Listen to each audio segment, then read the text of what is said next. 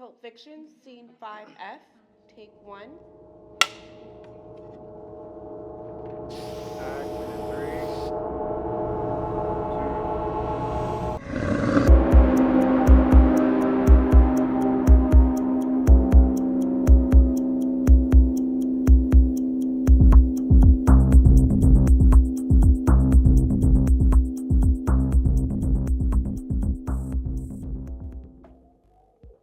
How have you been able to connect with not only just Ezra but the alter ego as well? Like how has that process been? It's been, for the most part, it's been kind of easy in some aspects. The struggle with identity, and person versus persona, and wanting to live up to other people's expectations and things like that. I was really able to tap into all that, and plus the physical aspect of the role was what I really identified with. That's what called me when I auditioned. Actually, it was it's it's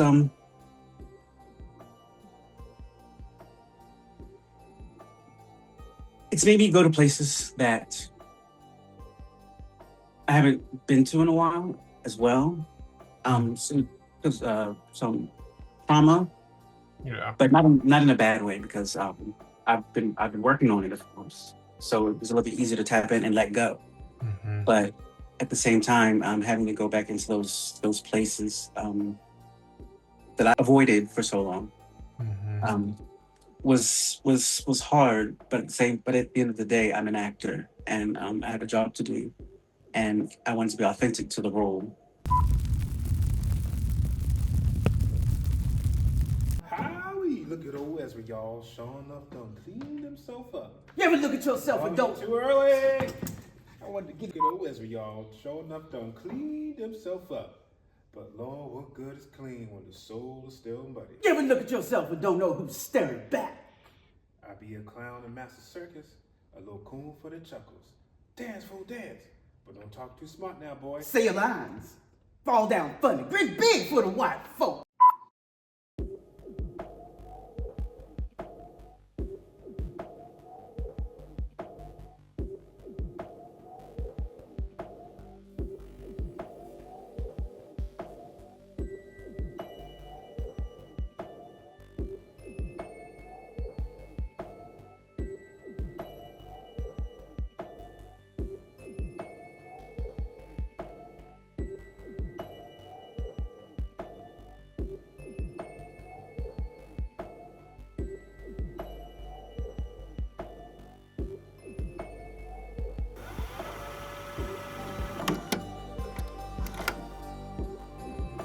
The movie Bamboozled was just stuck in my head for quite some time early this year, and I couldn't figure out why.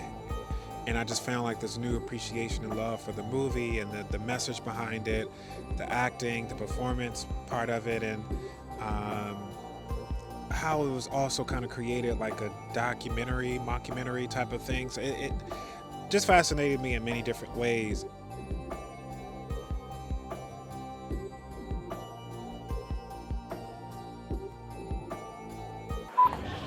I be a clown in Master Circus.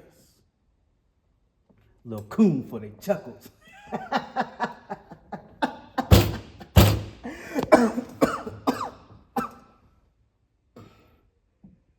Dance, fool. Dance.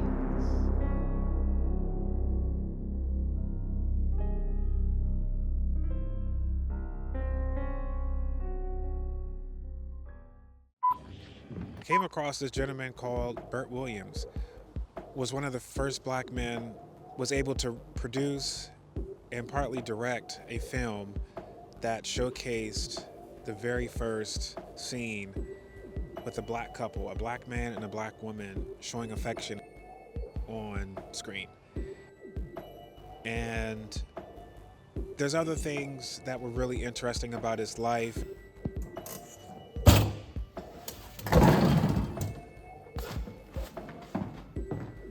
there was a lot there that wasn't written or wasn't told about his story, that was kind of left up to interpretation in terms of intricacies of his life, and kind of bringing that to current time in terms of how can I like really be in his shoes, and how can I really sit with the concept of knowing what I want to do and how I want to do it and how I want to be seen, and being forced to do something completely opposite.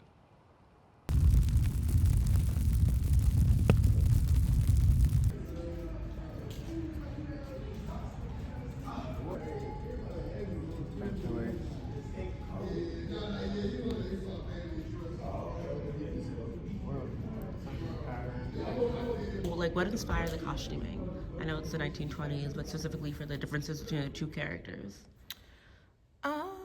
I guess the image around the two characters, you know, the light and the dark, you know, and the dramatic sense in it, the texture, and like just the whole image, you know, just putting it all together, reading the strip, and just fully visualizing the characters in their own perception and own persona, what inspired the costumes to come together.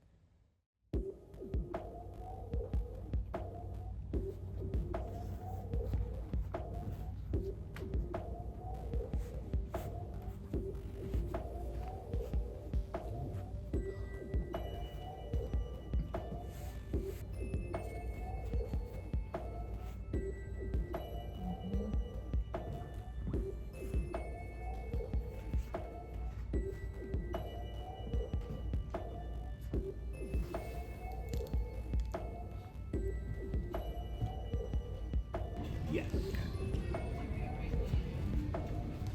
That's him sitting kind of like downstage with like the mirror situation in the background, and so he's talking to the mirror for this part, and then the second part he's talking to the invisible crowd.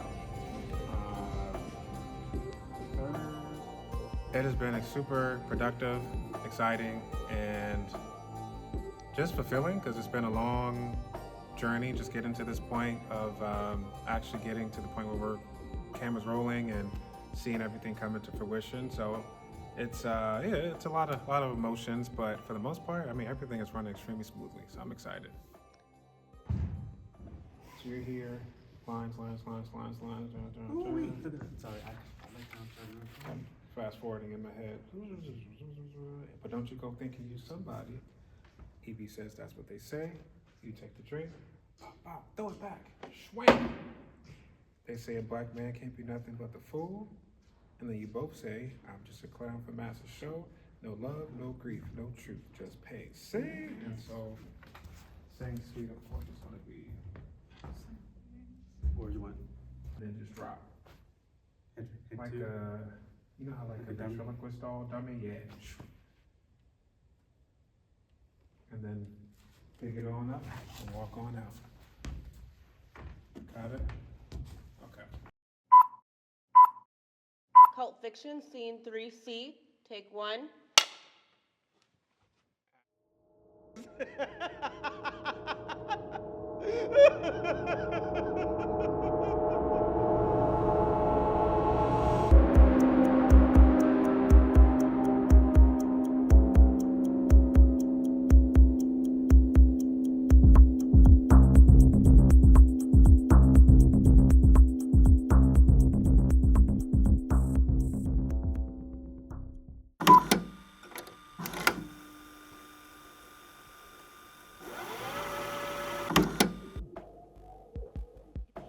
It's super exciting to see it come together. When you have a vision in your head and the vision comes out of your head and then all of a sudden it's there, I think it's cool to see.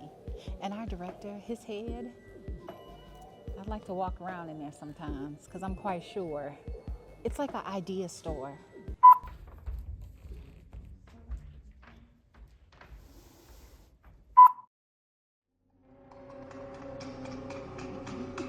You ever look at yourself and don't know who you're staring at?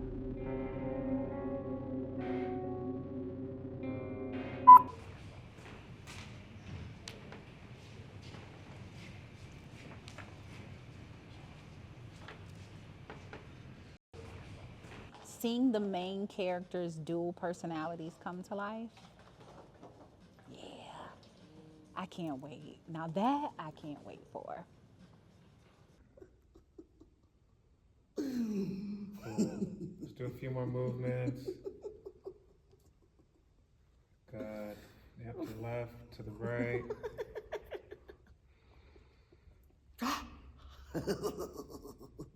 Let's bring the hands. Cool. And cut.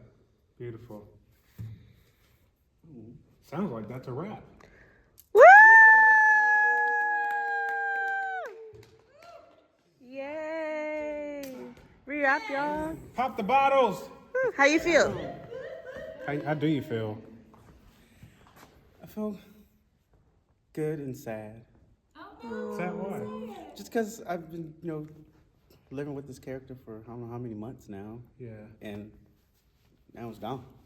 Yeah. I get, after every show, I get a little, not want to say depressed, but I get a little like, what am I doing with my life now? It's the withdrawal. Yeah, it's withdrawal. I'm going through it. I get that. Yeah, so. But just know, it doesn't belong to you anymore. It belongs to the people that are watching it. And it's important for them to take whatever it is that they receive from it. Like, let that character go. Cut it off, whatever you got to do. I gave you the sage and the Palo Santo. Make sure you use it. And yeah, just make sure you release and cut the cord.